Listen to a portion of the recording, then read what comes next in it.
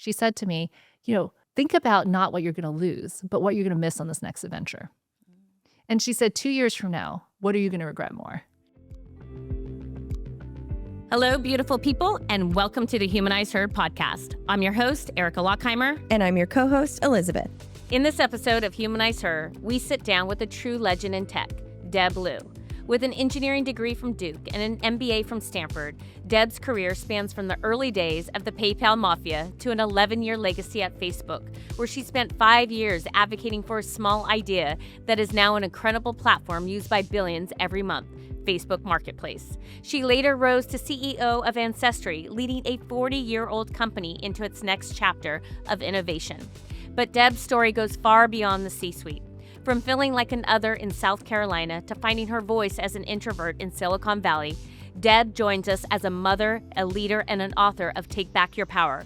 We're diving into the messy middle, her recent battle with breast cancer, and her intentional move into a new chapter of strategic transitions. Let's get into it. This episode of HumanizeHer is brought to you by BitGo. Just like we believe every woman deserves the tools to thrive, BitGo believes every business deserves the digital asset infrastructure to scale, because digital represents more accessibility, more transparency, and more possibilities for everyone. Thank you, BitGo, for sponsoring Women's Voices. Welcome, Deb Liu. We are going to talk about so many different things in your career journey, but I also want to talk about how you even got into engineering. Your background is engineering. So hello, fellow engineer. Yes, I'm very impressed by that. I always love my tech folks. But you've been in the industry for quite a while and never have taken a break. So we're going to get to that as well.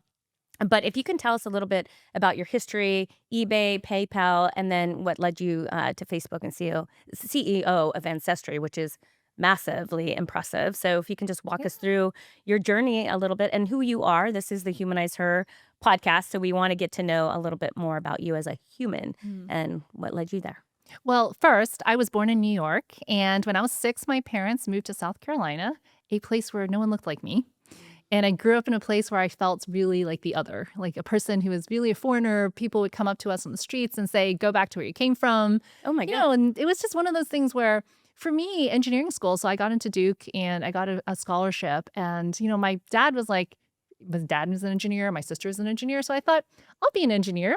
That seemed like a decent path. And so I became a civil environmental engineer, thanks to Duke. And then when I was graduating, I really wasn't sure what I wanted to do with my life. And so, of course, I kind of went to consulting because that's what, confused college students do. And then a couple years later, I ended up at Stanford getting my MBA. And I stumbled on this tiny company called PayPal that was, at the time recruiting on campus. And that's how I entered tech. And has been such an amazing experience. I have not stopped working since I started that job. Tim Lenzel, who recruited me, he was the guy who recruited a lot of the PayPal Mafia, said, you have to start before the end of the month. And so I started a week after I graduated, and I've literally been working since. Wow. And what year was that? 2002. Oh my goodness. Yeah, that's when PayPal was just pretty much starting, right? Yeah, so they had it had 300 people in Mountain View. There were some people in Omaha, and it was not, they had started a few years before, but it was still a fairly small company. And, just to have the opportunity to be on the ground floor of something that's so amazing was really an incredible experience. Okay, so I want to back up a little bit because you said New York, then you said Stanford. So how did that transition go? And then how did you even wind up in New York, right? Yeah. Well, so I was born in New York. My parents actually were immigrants to America. They went to college and they met there.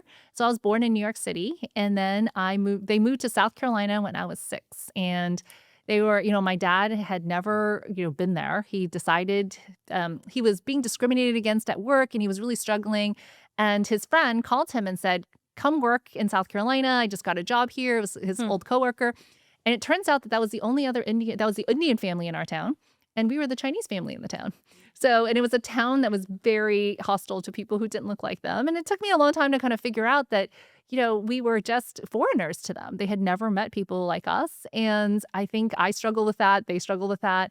But over the years, my parents really felt like they lived the American dream. They could own a home. They could, build a life in a place that they really loved. And so I had very different feelings from that, which is why my first thing was go to college somewhere far away, never come back. And then when I had the opportunity to go to business school, I was dating my husband at the time. We were about to get married. And he said, I think you should go to Stanford because I don't like the places the other business schools are. I'm like, that's a hard call. Yeah. When I got in, we were delighted. We moved out here. We thought it was going to be 2 years, and we've been here for 25. Oh my goodness. Yeah. Wow. What an interesting experience also in South Carolina of like having these two communities that feel so different, but also having a sense of belonging and coming together. Yeah. That's just, I mean, that's how the world works in many ways. You find your people that kind of feel the same. I mean, that's part of Humanize Her and why we started this too. We all need a sense of belonging. We all want to learn from each other and how do we make the world a better place. So we feel like we belong. So I love that. And then also you mentioned going to Stanford. So did your husband go to Stanford too? Both No, of you at the he same time? Okay, I was trying to understand what that was. Well, so what happened? So when I started, I actually met him my first weekend in college. Okay. Which is crazy. He was a senior and I was a freshman, and we started dating my second year. He was already at Harvard Law School. So he had graduated with a law degree, and he said he didn't want to practice law in some of the other places where so he didn't want to go back to Boston. So he's like, don't go to Harvard Business School. And I thought about Yale and Wharton. He's like, it's really hard to practice law there. I'll join the California bar if you move to California. And I was like, okay. But getting to Stanford is one of the hardest things ever. I mean, you kind of mentioned like Duke and Harvard and Stanford. Like, I mean, you got a lot going on here. It's crazy, right? So, but we were very, very fortunate. And so we got an opportunity to come out here, and we've been here since. Wow. Yeah. Well, California's a great place. Yeah. So, can you talk a little bit about, okay, you graduated, you got your MBA. I'm sure it was like super easy and not a challenge at all. But if you want to share any of those experiences, that'd be great. Because I believe you also have an amazing set of colleagues that you're friends with today. So, I was at Stanford, and there was poets and quants. The joke was, the poets are the people who majored in English and history and sociology in college, and the quants were the ones who majored in engineering. And so, engineering, math, and STEM. And so we had a much easier time on the hardcore classes, but a much harder time. The quants had a much harder time on the soft touch classes, like touchy-feely, organizational behavior. And so the joke was, you need poets and quants in business school. I've never heard that before. Yes. And so I'm still friends with a lot of those folks to this day. And then I went into PayPal, and I'm still friends with a lot of those folks too. And, along the way, you create a network, you create communities, and you create, places where you feel like you find belonging. And I just, found that at Stanford. I found that when I went to PayPal, and I've continued that throughout my career. I'm still in touch with, so many people I work with, because I feel like, a workplace is a place where you have something in common, but it's not just during that time. It's often throughout the rest of your life. Very true. Were you part of the PayPal Mafia you mentioned? Is that like I would not necessarily. I would say that there was that picture, and by the way, that picture was all men. Did you notice? And they had written a lot of the women out of that. Are you serious? There were a lot of very senior women who were left out, and it's really unfortunate. I think that there were incredible women who were part of that. And if you read Jimmy Soni's The Founder, he actually writes about a lot of those people in his book. Okay, we're finding, well, maybe there's a new picture that needs to be taken. Yes, maybe we can do that now. We'll be at the PayPal reunion next week, so I'll let you know. No, take a picture. Take a picture. You're going to do it. So you mentioned civil engineering, then you mentioned an MBA, and then you mentioned you got the job at PayPal. What was your role when you first started at PayPal? Well, so when Tim asked me if I wanted to interview, I just wanted to see the inside of PayPal. So he's like, come to our office. And I thought, why not? And so he's like, come to our office tomorrow, interview. I didn't have classes on Wednesday. So I thought, sure, why not? But I told him, hey, I'm heading back to North Carolina. We want to move back. And so one of the things that we did was, we interviewed for some jobs back in North Carolina, but the economy wasn't great. And so my husband already had a job. He was working at Fenwick and West, which is a big law firm. And so I wasn't sure what to do with my time. And so I said, why not? And I turned to Catherine Wu, who's sitting next to him. And she was a classmate of mine, and she had graduated the year before. And I said, what do you do? And she's like, I'm in product. I'm like, that sounds good. I'll take a job in product. And so I interviewed for the product role.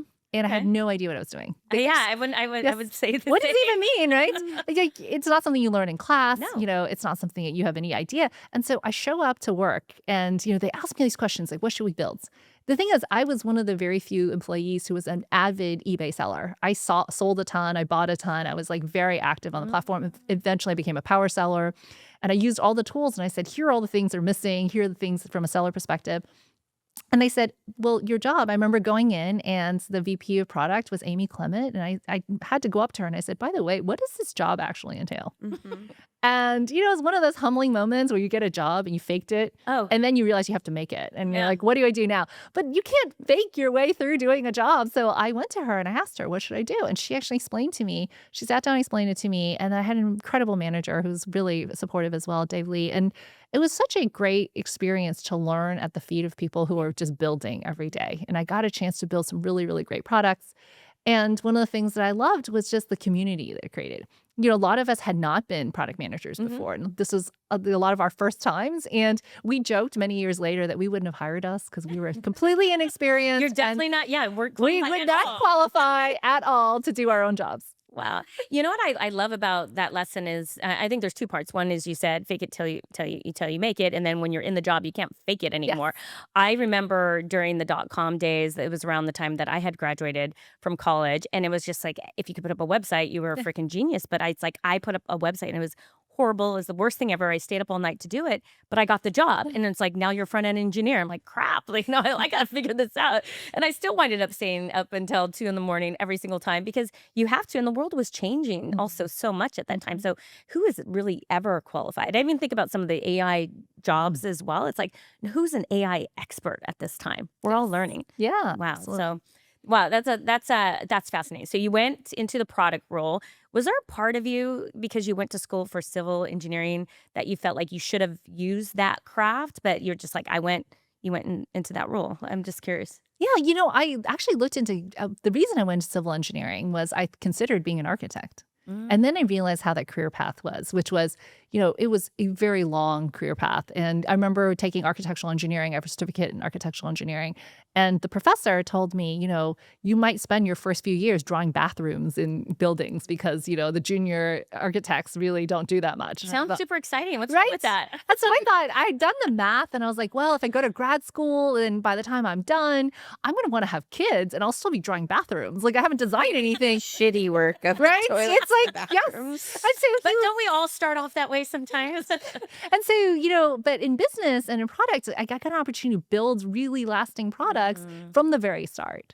And so I really think that tech really, unlike a lot of traditional fields, gives you an opportunity to do things from the start that Yeah. you could build a site. You could be a front end engineer. You can ship code within, weeks, not years, And so I just realized that I wanted something faster that I could iterate. I still wanted to build, but now I'm building something different. Wow. Well, so then you stayed at PayPal and eBay for how many years? So I was at PayPal from 2002 to 2007, and then I was at eBay as the head of buyer experience from 2007 to 2009. Wow. So what part, I mean, I guess talk us through that whole experience working at both the companies, Yeah. right? Obviously them being together and everything.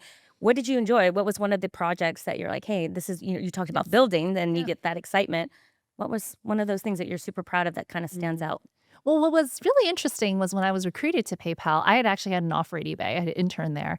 And, I turned it down for PayPal. And so at dinner with Peter Thiel and David Sachs, I asked them, is there any chance we're going to get bought by eBay? Because it's going to be super awkward. I turned down their offer. They're like, no chance. A week and a half later, I saw on the CNN, the thing, it said, eBay buys PayPal. And I was like, oh, okay. And then but I had such a great adventure because within months I was leading the integration of the two sites. Which is very challenging Yes. and also very satisfying. It was right? such an amazing experience. I'm still close to a lot of people who worked on the eBay side, even to this day. Good friends with folks who, we were partners and just shipping. We were able to ship the integration and checkout within like 2 months.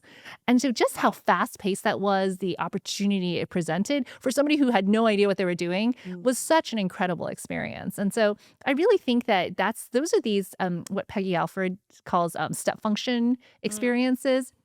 Basically, in your career, there are a few moments when you look back and you realize that was a huge step. It's not one step up. It's like 4 steps up. And maybe you couldn't have made it. You could have stumbled and fallen back down. Or it's a huge opportunity for you to shape the future of your career. Right. Yeah. And that was what this was for me, which was I got a chance to be front lines of one of the best acquisitions and integrations. They've since undone it. But, at the time, it actually grew both businesses substantially. Wow. And you can never foresee that opportunity of Yeah. that step function, right? And you can't even choose. You right? can't even choose because you don't even know it exists. But the fact is that you went to PayPal first. That is you're like the leader in that integration too, to get to that company and eBay and make it all nice. But yeah, And what was fortunately, the selling point for you? You said that eBay, it was an internship Yeah. offer. PayPal was Oh. a full-time offer? Well, no, I was actually an intern during the year at eBay, so they gave me an offer for full time. But I chose PayPal partly because it was a smaller, scrappier company, and I just really was excited about what they were doing. eBay was just a much bigger company at that point. And it's interesting those early years when you make that decision of what company to work for. I remember being in the same boat. It's like, here's this scrappy startup company and here's this more established one. Even though the more established one paid more money, I was like, I'm going to learn a lot more over here. And then you're going to get your hands dirty and you're going to be in the trenches and have more exciting experience and learn new skills, right? And I think that's what a lot of young people don't realize is that when you go into a big company, yes, you learn, but it's very regimented, right? You enter a program, they've done this with thousands of people. When you go to a startup, every day is like fighting for your life. It's figuring out new things. It is plowing new ground. And what you don't realize is those lessons will stay with you for the rest of your life. And so somebody said that each job you take imprints on you like a duck imprints on its mom, that you are actually taking the lessons from that job and extending it to each thing you do. And so if you imprint on a big company with tons of resources, you just have that expectation. Right. And it becomes harder to say, well, what does it look like if I don't have those things? But if you start at a company where you're trying to figure things out every day, where you're plowing new ground, you are suddenly, thrown in a situation where you have to figure it out. Yeah. And I think that is, interesting, like what they say about DeepSeek, right? DeepSeek didn't have the resources. They didn't have the chips. So they did it a different way. And actually, it's the lack of resources that made them think about doing the algorithms very differently. And so I think sometimes not having something gives you the best lessons that you need. No, you're absolutely right. I remember in the early days, it's like we didn't even have enough money to get enough servers to do all the stuff you wanted to do. So then you think about optimizations and how do you make things more efficient. So, and it's always an interesting career path. Do you choose the big, bright, shiny company that has all these nice amenities or the scrappy ones? But I'm with you. I would say start scrappy. You're going to wear different hats and you're going to learn a ton. So, okay, so let's fast forward. Your PayPal, then eBay, and then all of a sudden this company, Facebook. Like, let's talk about that. Yes. How did that change and transition go? Yeah, well, I was on maternity leave and I get an email from my old engineering manager from PayPal. So he was my partner and he said, I'm at Facebook. You've got to come. And I said, actually, I'm on maternity leave. And he's like, let's just have coffee. Is this your first child? Second This is child? my second child. Second So I child, had okay. one at PayPal and then I had one at eBay. Oh, wow. And so I was about to return to work and he said, you just need to meet us. And so he convinced me to meet with the company. And it was the craziest experience because everyone worked all the time. And I had a newborn and a toddler. And I thought, could I really do this? But they were just doing such exciting things. I just remember my first interview. And by the way, the last person to interview me before I got the job was Sheryl Sandberg. Oh, wow. And she was the Sheryl Sandberg even then. Jeez. And, it's such an amazing opportunity to meet these incredible people doing, things that were touching at the time 150 million people. Now it's like 3 billion that, I was just so excited about what they were doing. I had to sit down with my husband, talk him through what it would look like for me to work all the time, because I was actually working part-time at PayPal and eBay after I had my son. Transition. Yes. You were able to, how long were you able to work part-time? So since I had my son, and so about 3 years, I was working part-time, 4 days a week. And so they were very flexible and I loved I loved my job. I wasn't looking to leave. But I remember Lori Goler, who had gone from eBay to Facebook, and she was the head of HR. She said to me, think about not what you're going to lose, but what you're going to miss on this next adventure. And she said, 2 years from now, what are you going to regret more? That you did 2 more years, doing the same job, which you know how to do, or that you took this risk and did something that was going to be incredible and you're going to learn more than you ever imagined. And she was absolutely right. There was 2 years when I grew more than I'd done the last 5 years. Yeah, and it's the scariest time to also do it when maternity leave, 2 kids, baby, young. I mean, those are the years that they need you like physically so much, and then have a demanding job. But you're right; those are you can't foresee these opportunities of the world changing and not being part of it. And so, And that's when, you don't want to sit out the next big thing. And so, it was hard, but at the same time, I felt like I grew so much. And it was such a great opportunity to be in the heart of something that was really going to change the world. And so I really, have no regrets going. And it was a crazy time, though. The company was growing like, every single day.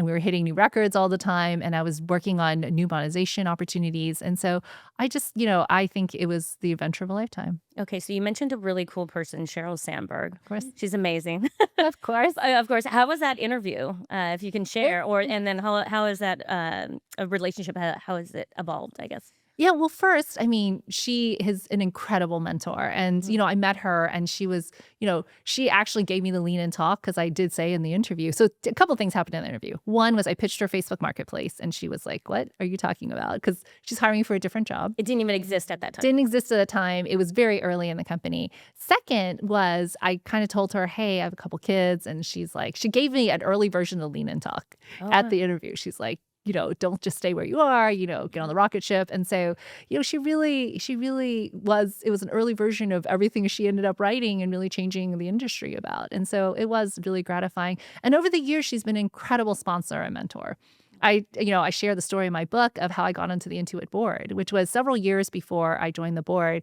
She reached out to me and said, hey, Brad Smith, the CEO of Intuit, is looking for somebody to talk to him about payments and platform. And at the time, I was the product lead for payments and platform at Facebook. But I had a team of maybe 10 people. So it was super junior. And she's like, and by the way, maybe someday he'll have a board seat and you can join his board. I'm like, I'm nobody. Like, why would that be? 3 years later, she's like, and I had grown my career a lot in those 3 years. I joined the M team. I did all these, I now had my boss's job. And she said, hey, Brad's looking for a new board member. He wants to interview you. And so, she's somebody who really looked ahead as to what I could be, and anticipated what was possible. And it's because of them it's because of her and Brad that I've served on that board for, I believe, 8 years now. So And the M team, sorry, just management team. So it's basically the executive. I wasn't sure if it was marketplace. Oh yes, And just making sure we're That's clear. a good trial. Yeah, that makes but sense. it's like the senior leadership of the team, Wow. of the company. And what a true sponsor in your career. And like you said, she's thinking about maybe things that you didn't even think you could be doing at that time, right? And Well, that's what a sponsor does. They actually anticipate and open doors that you don't think were possible. And I think that, a mentor will give you advice, and that's really important as well. But a sponsor is somebody who says, I can see you in a way that you can't see yourself today, and I want to get you there. Yeah, I love it. And I love that you also mentioned the Lean In book, because I remember when I had my first child and was working, I almost quit my job because it's such a interesting time where you're kind of confused. I should be a full-time mom. Like, what do you mean? I tried so hard to have a baby, but I want a career. And you're so much in this confused state. And I remember reading her book, and that changed everything. And that's why I decided, I'm like, okay, I'm leaning in, I'm going forward. So, and you had an early copy of it? Well, so What does that actually, mean? no, I had an early talk. She would actually share this with a lot of women that she mentored. She would share, don't leave before you leave. You should really think about, because I was, I had a newborn. I was still nursing. And by the way, I joined the company, and everybody at the company was super young. Yeah. And I was one of the few people that was even a mom. And, so I felt like I just had different responsibilities. At one point, I was the only I was the only mom product manager at the company, and I had 3 kids. And I joked that there was only 6 women product managers out of 70 or something. And, the joke was, we have half a kid per mom, but I take them all home, So, but it was like that, it was a very young company, and a lot of people were joining at a time when they were in a very different life phase.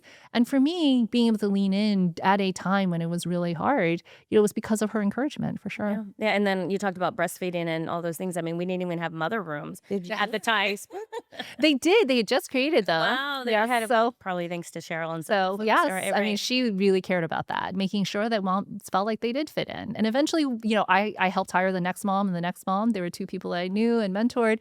And so, eventually, everyone was coming in our direction. So all the, as people had kids, they realized what the experience was. And I think that it was great to see, the company mature. Thank goodness things have changed. It's getting better every time and every story, which is part of the reason we share these things. Yeah. So you mentioned Facebook Marketplace. My son cannot live without that place. It's like, Mom, you could sell your bike, your e-bike on this, and we get all these deals, and you can sell anything on there. It's crazy. How was that evolution of creating the marketplace? You said it was your idea. Where did the idea come from, and how did you actually deploy it and make it come to life? Well, first, I had the conversation with Sheryl in 2009, and we didn't build it until 2015. Why And did it's it take so because, long? well, every year, every hackathon, I was like, we should build marketplace. And every year I was working on something different. So I started out working on payments and then games. And I, eventually worked on platform. I worked on ads. I like did all these jobs. And every year I'd pitch, like, we need to build Facebook Marketplace. And every year it was like one more year. They were like, no, build this, change jobs doing that. And so I did all these amazing jobs and I learned so much. But my first love was this. And so I used to pitch it every chance I got. And so I just remember, talking to some of the senior leaders and they're like, well, why would, why would people buy things on Facebook? And I'm like, what do you mean? I buy a ton of stuff, but they were in these mom groups.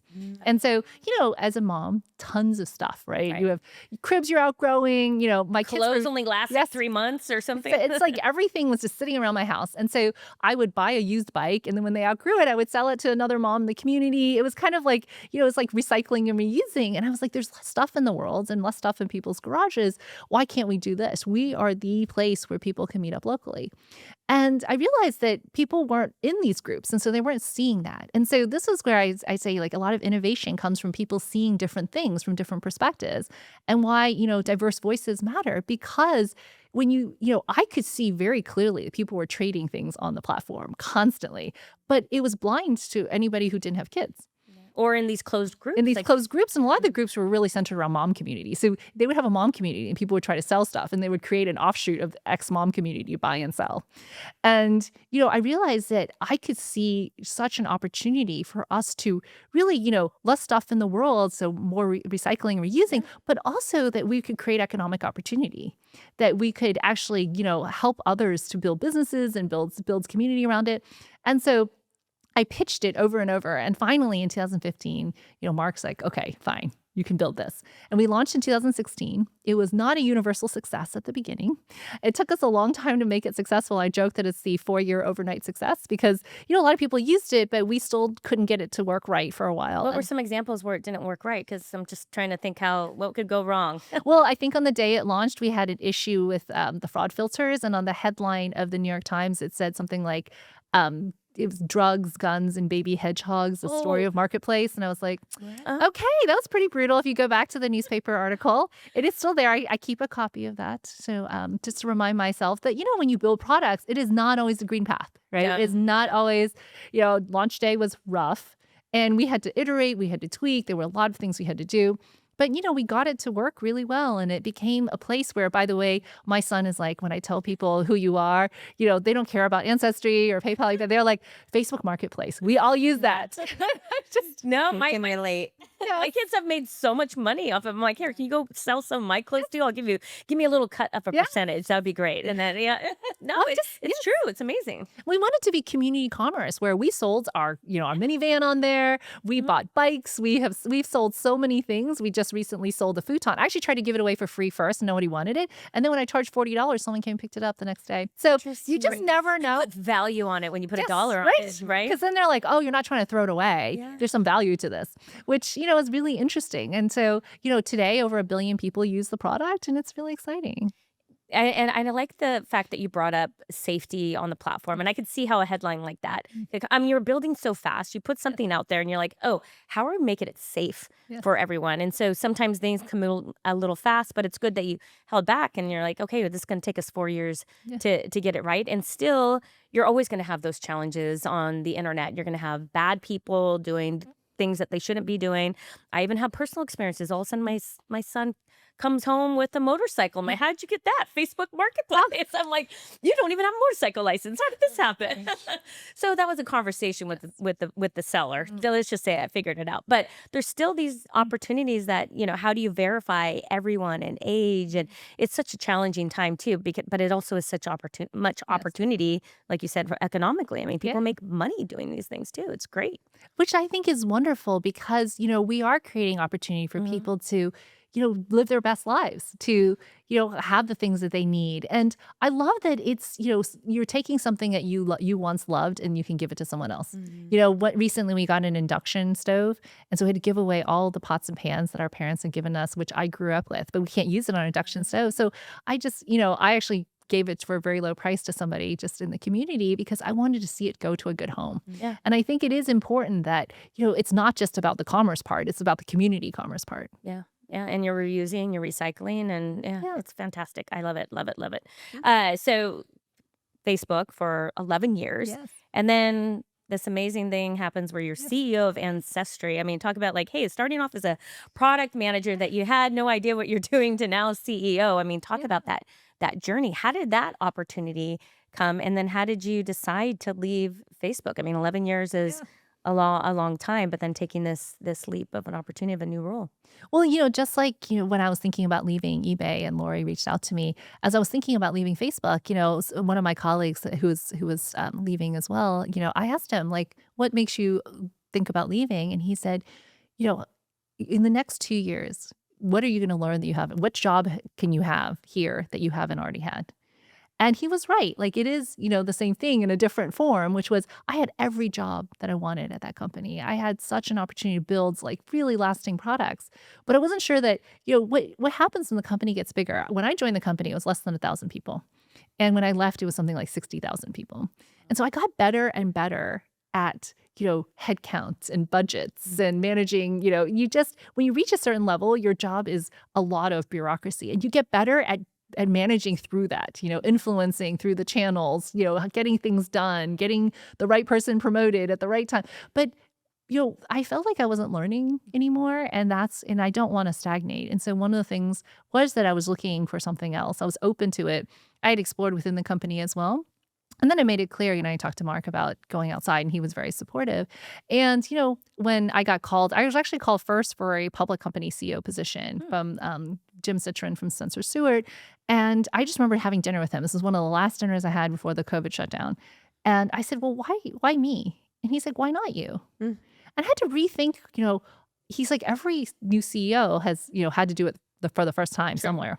Yeah. And so he encouraged me to just explore this. And so I spent the year, just taking calls. Like I'd been called before, I just never answered. And so I went through that process. I went through several other processes and it was just such a great experience to see, what was out there in the world. Were you working still at Facebook I when was you were working, yes. exploring? Okay. Yeah. So I was Got it. working, just during COVID time. So there was a lot happening. But, one of the things, it was when they called me about Ancestry, it felt really right. Like it was one of those things where, when you know it, you know it. And, when I heard the opportunity to take this company, which was 40 years old, and really take it to its next chapter, I was really excited about that. And so I joined right after Blackstone had acquired the company. And I joined, and I was there for 4 years. And during that time, I just got an opportunity to work with amazing people in a very different space. But also, we upgraded a lot of our technology. We did a lot of product work. We changed our branding. And so it was such a gratifying 4 years. And I loved every second of it. And I love how you talked about what made you decide to change Yeah. or and make that next step to that new job, because I think we all go through that.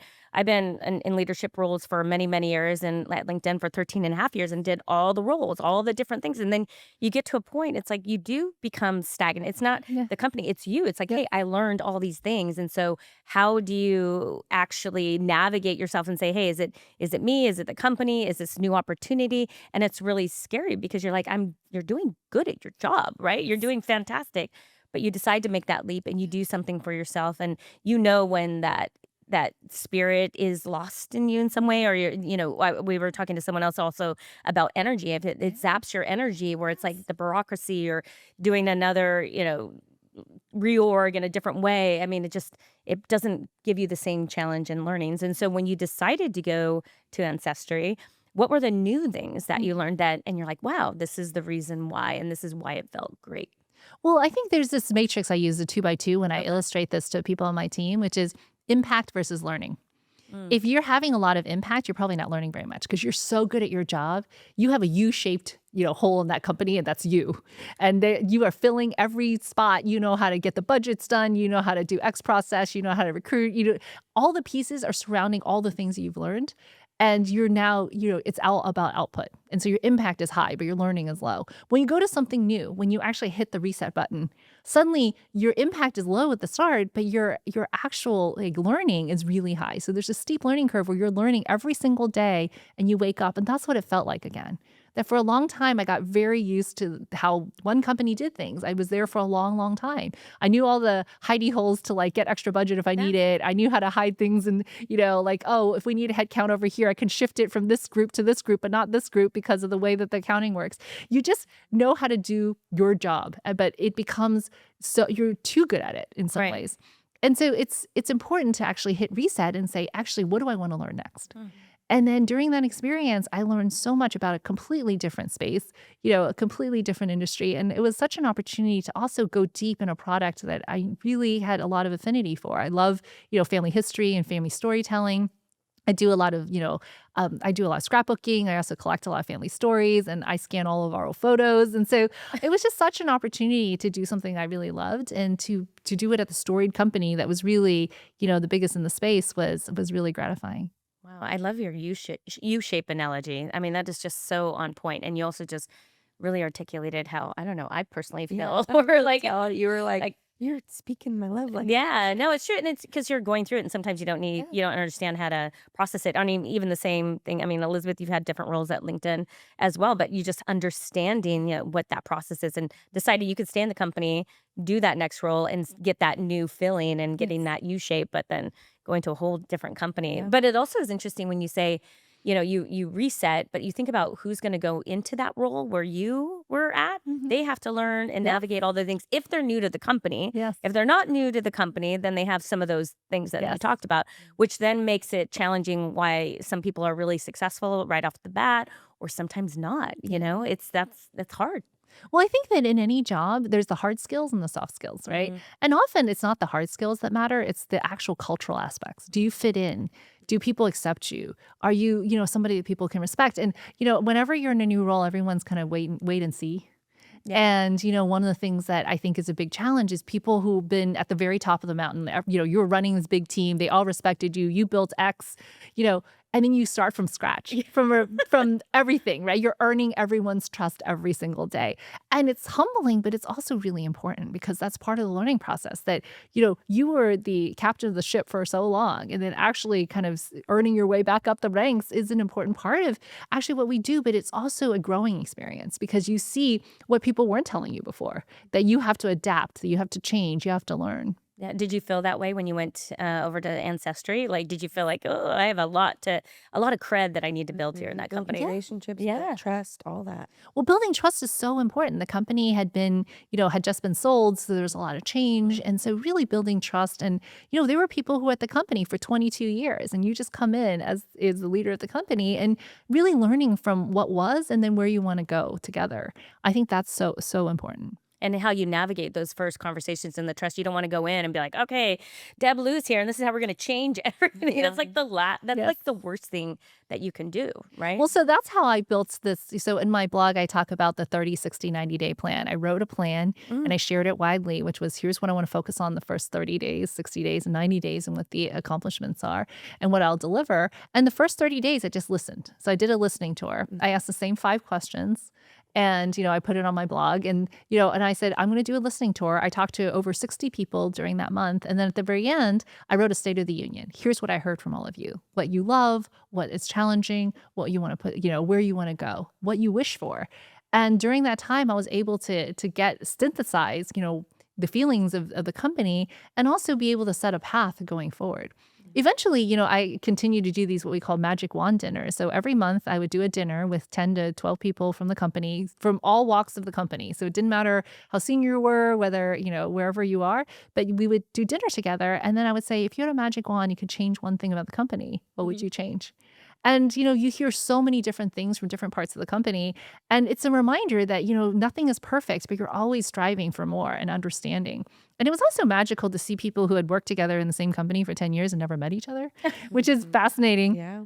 People learning from each other at dinner as well. And so that was one of the best things I did my 4 years there was I had dozens of these dinners and it was such an opportunity to connect with people and to connect each other to ideas. And, you could see the magic happen in real life. My program manager coordinator brain has to know, how did you pick what 10 people or how did you get that group together that didn't know each other? Was it like draw out of a hat kind of deal? Well, so what I did was I asked my team, so I asked my executive team, basically just suggest people. And it's not by seniority. I want you to suggest people by who you think would be interesting to have dinner with.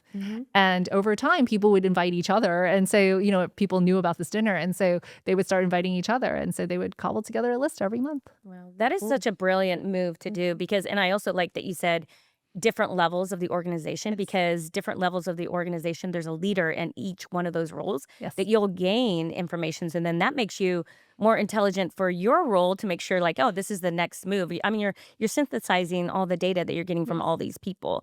And so I think that's a brilliant move. I think also listening is the key thing. I mean, and taking that time. It's like, don't do anything in that first, we got to find this 30, 60, 90. We're going to link it. You're going to show up what it is. You did that with LinkedIn Learning when you joined. You went and listened to everybody and figured out what they were doing that was working, what's working well, what's not working, stop, start, continue, exercise, all those things. And then you started implementing change to get moving towards the next. She was my program manager. So she asked like these are program manager skills. But I had LinkedIn Learning. I had taken over as head of engineering, and then our LinkedIn Talent Solutions head of engineering, and that was during COVID. But talk about a challenging time to do it.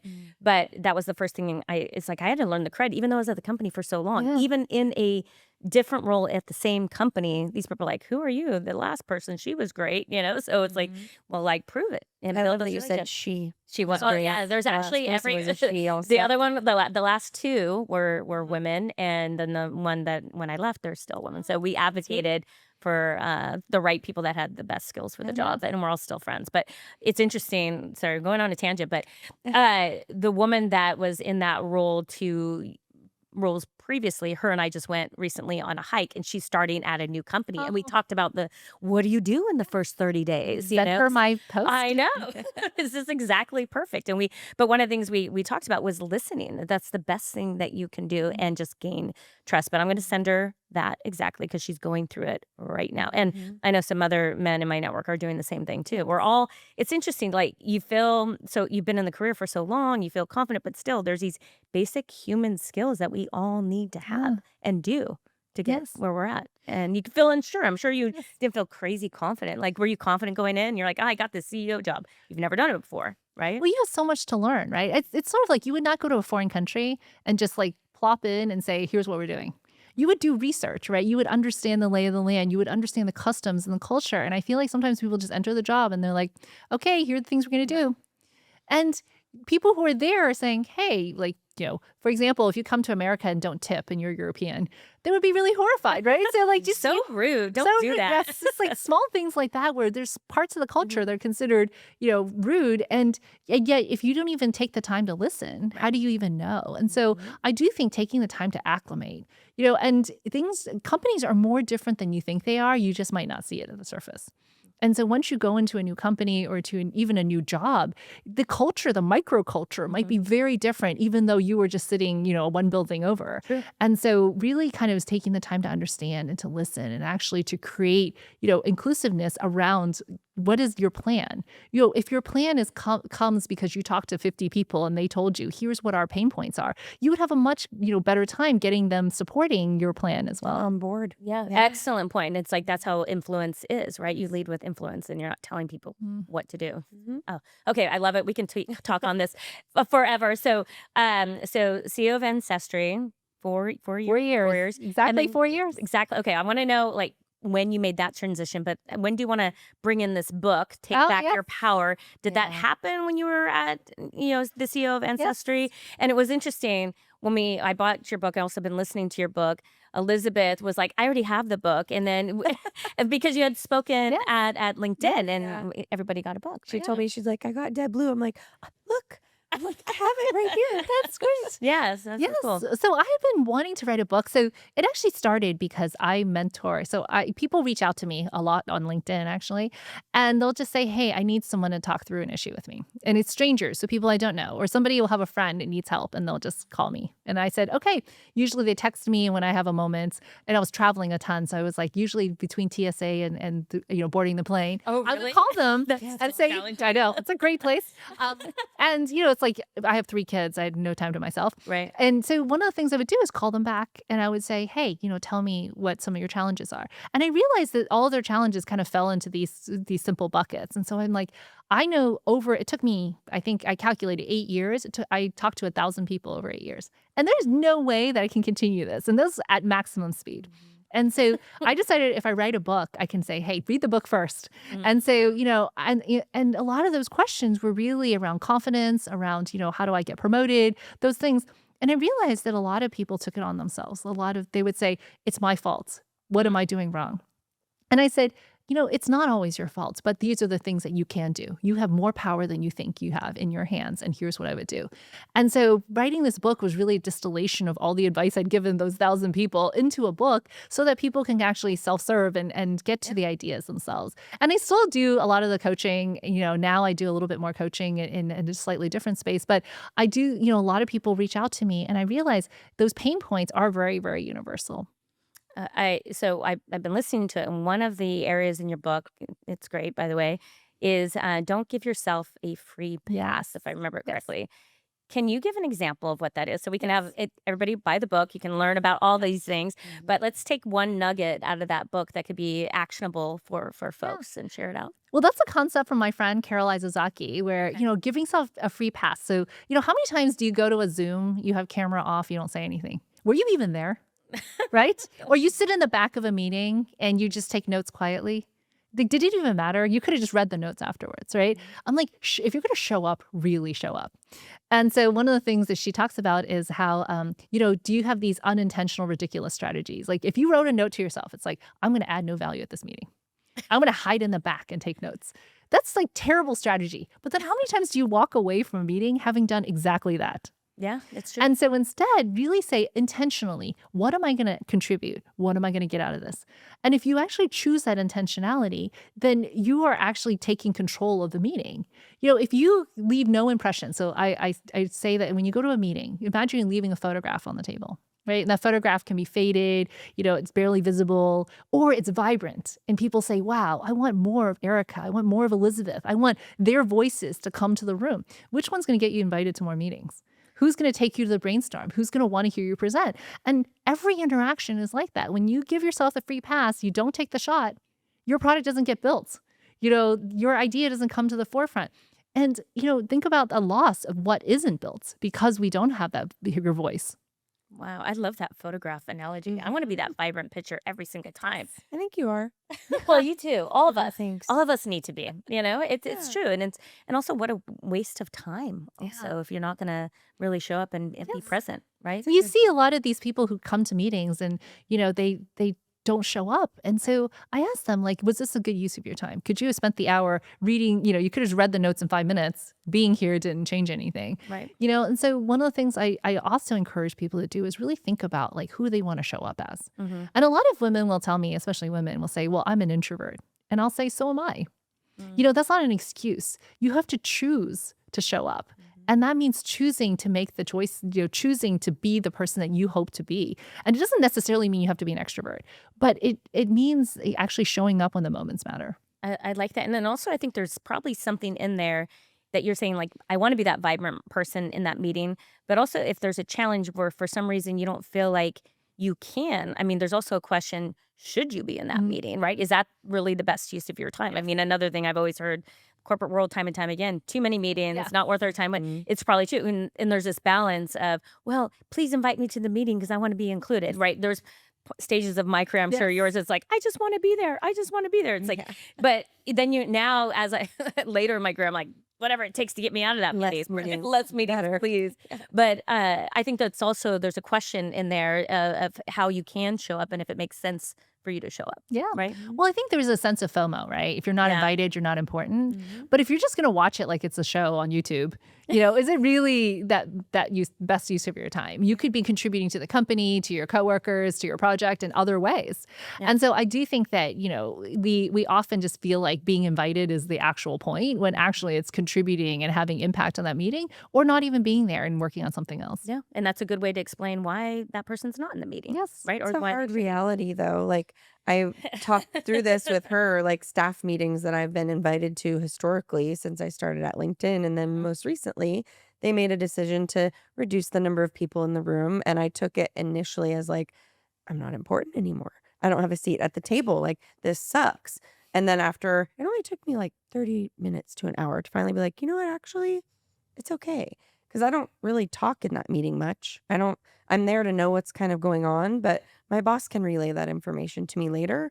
And that hour of time, I can be working on headcount, budget management, doing promotions, all these things that I do for my program management work Mm. that's being more efficient and effective with my time. So it's a mind frame, and it's growth. It's Yeah, maturing. it is maturing in your role and just understanding where you should be and where you shouldn't be. But then if you're there, to Deb's point, show up and be Yes. vibrant. Mhm. I love it. Yes. Okay, Deb. So CEO of Ancestry, 4 years. Latest headlines. You're not there anymore. So can you walk us through how that decision was made? Yeah. What are you up to? And tell us the why. Well, it was an amazing experience and I loved the company, but I also, during that time, experienced a lot of loss. My mom had passed away last year. My in-laws passed away just a few months before them, both of them together. And so, my son had just gone off to college and I just felt like there was just so much going on in our lives. And so once the company got back to growth, I felt like we were in a good place and, I just wanted the chance to step back. And so, they were very gracious about it. My CFO is now the CEO. He's doing an incredible job. And so it's just one of those things where you feel like it's time, it's like a graduation, it's not a loss. It's actually the next step. And so for me, I just wanted to take a year off. My husband, actually, his company just sold as well. And so we're taking the year off together for the very first time in our lives. And it has been amazing. It's only been like 6 weeks though. So Oh, wow. that's 8 weeks. Really Yeah. soon. Honeymoon phase. Sorry for your loss. I mean, that's a lot in a very short period of time. So I can't imagine. But also, deciding to take that break for the first time in your career. It's like you've never stopped working. No, I went from job to job, from Friday to Monday, just like started the next thing and the next thing. And I closed my computer on Friday at Facebook. I opened a new computer on Monday and started Ancestry. And it was like that for every job. And so closing the computer for the last time was in a lot of ways a closure to that chapter. But how did you feel in that moment? Was it scary? How confident were you in doing this? I mean, it's your identity, right? Well, I think that's the one thing, and this is what leads me to write my next book, which was, I was hosting a party and my friend said, what do we write under our name? She had stepped back from a very senior position at a big company. And we realized that we were no longer our roles. So, and someone else came in, she had stepped back for health reasons. And my friend says, why don't you join the blank name tag club?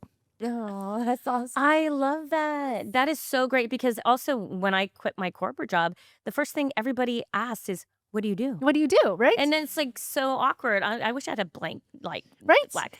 And so you feel like you need to Tag, fill it with something, right? You feel like you need to write something. And I realized that we are so, our identity is so much tied to our work. And once that's gone, what do you put there, right? What do you say at a party when someone says, what do you do? And you say, absolutely nothing for a year. And, it is that I met a lot of people since, in the last few weeks. And, as I talk to them, I sense that there's some people who feel really unmoored when they don't have that title, when they don't have that company, when their identity is what's on LinkedIn. And I said, but what are you without that? And I think this year I want to explore what that is. And that's why I want to work on this new book. It's about transitions. So it's called Revolve, the art of strategic transitions and what's next.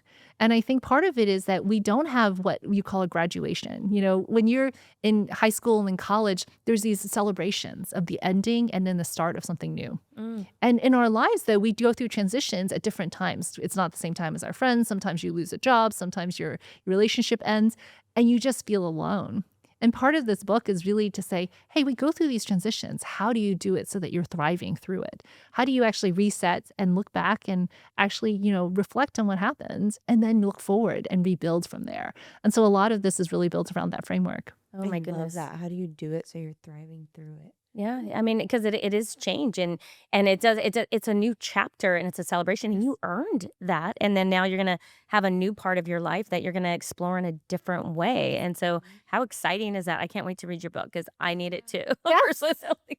It's gonna be great. When is it gonna come out? So I'm hoping it's coming out in 26. I'm very Okay. excited about it. I am spending the rest of the year writing it and getting it out there. Yeah. So talk about a break. It doesn't You really took say time off to write be a your book. author self. Yes. There's still no no blank in a name card there. No pressure. Yeah, No pressure. Yeah, Real but timeline. yeah, and it's your story and you're enjoying it. And I would love to learn more about that whole process. But so you went through hardship, and I know you also went through some personal health experiences. So I would love for you to use this platform, and I know it's very passionate Yes. for you, where you're excited to share, so that all of us, women can take better care of ourselves. So if you don't mind Yes, sharing that absolutely. journey, that'd be fantastic. Well, as part of this, experience and this transition out of my role, I was also diagnosed with breast cancer. And, I was completely in shock. I mean, maybe I shouldn't be. Both of my parents died of cancer. My dad was diagnosed with stage 4 lung cancer. He was not a smoker, but, and both of his brothers also passed of the same thing. And so, he didn't live for very long since the diagnosis. My mom was diagnosed with stage 4 uterine cancer, and she actually lasted 8 years. And I had 8 wonderful years with her until she passed last year. And so I just remember my friend Mariah was turning 50. I asked her what she wanted for her birthday because I was going to miss her birthday. I was traveling a ton for work. It was a like, great party, by the way. "Oh, And she we went just recorded her yesterday. She'll be on too. she To bring she this had all this together. amazing party." And then I missed it because I'm working all the time.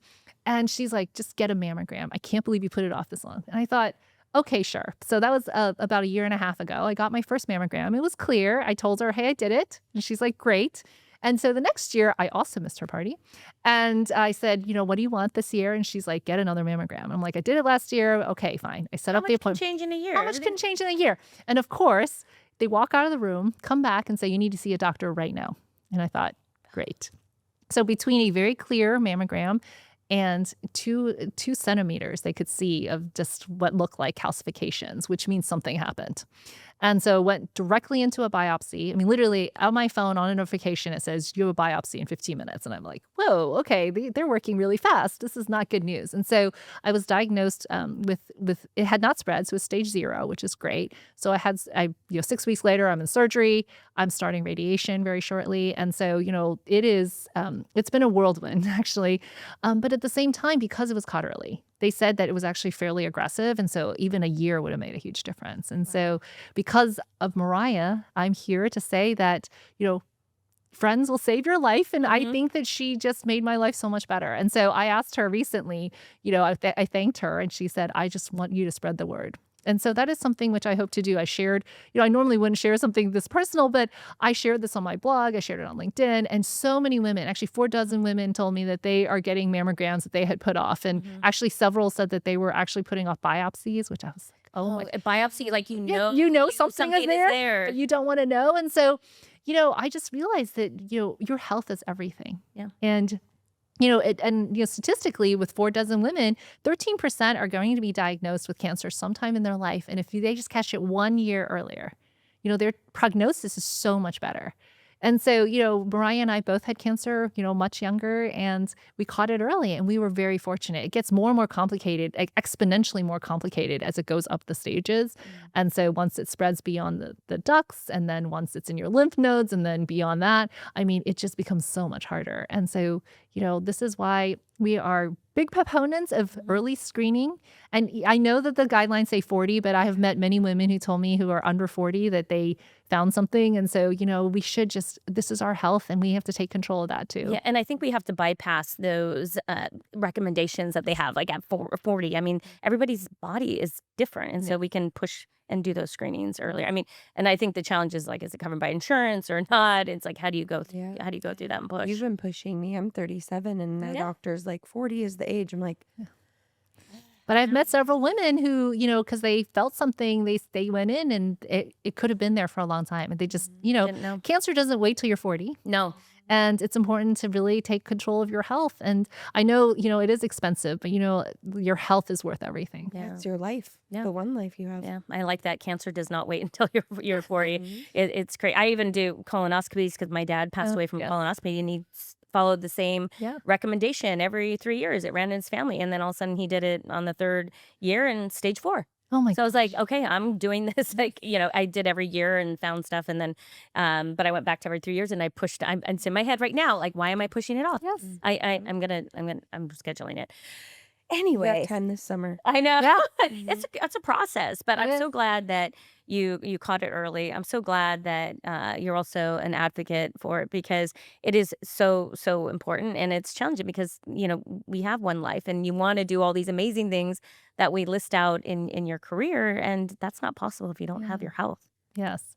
And I think that we don't want to talk about it either, Yeah. right? Especially when you're working, you don't want to be that person. And yet at the same time, I think Mariah and I speak about it very openly because it is so important that we should not hide these things. Mm-mm. We should be open and so other people really understand those experiences. And I realized that, by the way, after I posted, several dozen women also reached out who were my friends who went through this and did it very quietly. Right. Didn't feel comfortable sharing it at work because they are worried about the stigmatization of cancer. And I think, look, 1 in 4 people we diagnose with cancer in their lifetime. Yep. And by the way, it's getting younger and, especially for women, it's getting younger as well. And I don't know if it's something in the food or the environment, but something is making it so that it's not just the screening. They're actually seeing, even with consistent mammography, that women are getting breast cancer at a younger age. And so it is so important that we take control of our health. Yeah, and then wait for recommendations to be up to date on those experiences that we actually have. And unfortunately, I have a really sad stat. I mean, we had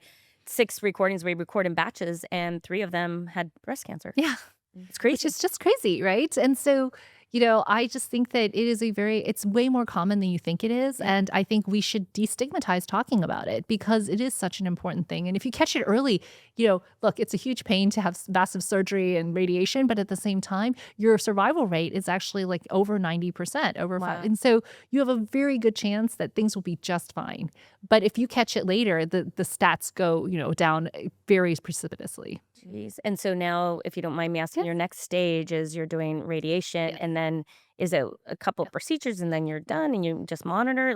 Just walk us through what Yeah. expectations are a little bit for you, if you don't mind. So I completed the lumpectomy, which is a surgery, and that's done. And then they tested the cancer cells, and they said it's pretty aggressive. So they recommended pretty extensive radiation treatment. So I'll be going to 20 sessions. So it's basically daily for a month, which is a lot.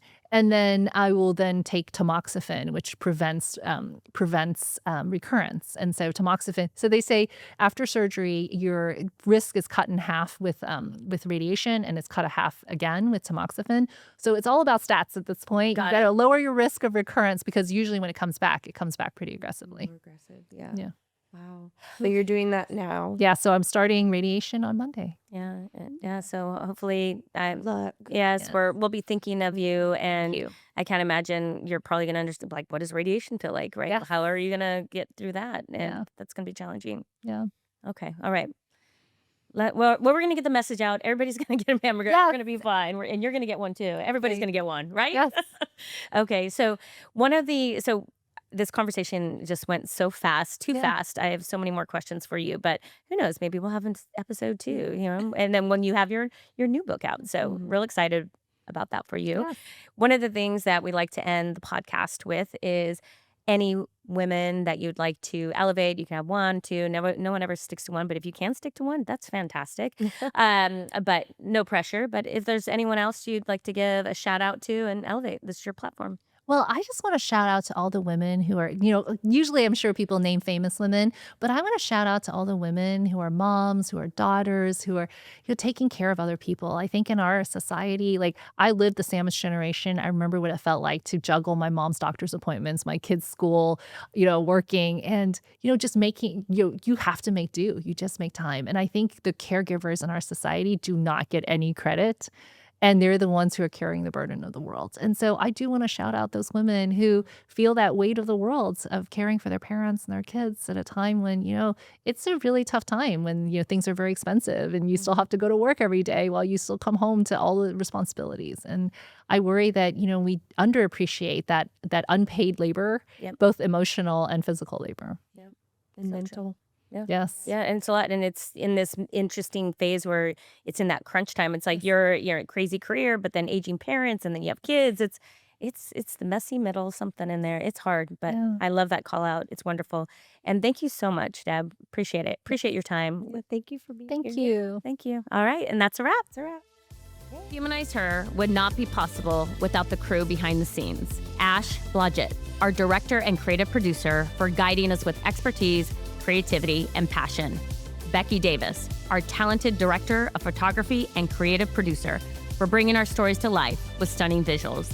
And Kristen West, our director of brand and design, for creating an emotional brand identity. To our listeners, we're on this journey together, and we love hearing how this podcast has helped you. It keeps us going, so please keep sending us your stories to her@humanizeher.com to be featured in upcoming episodes. And if you'd like to help us with this movement, please support by rating and subscribing. Until next time.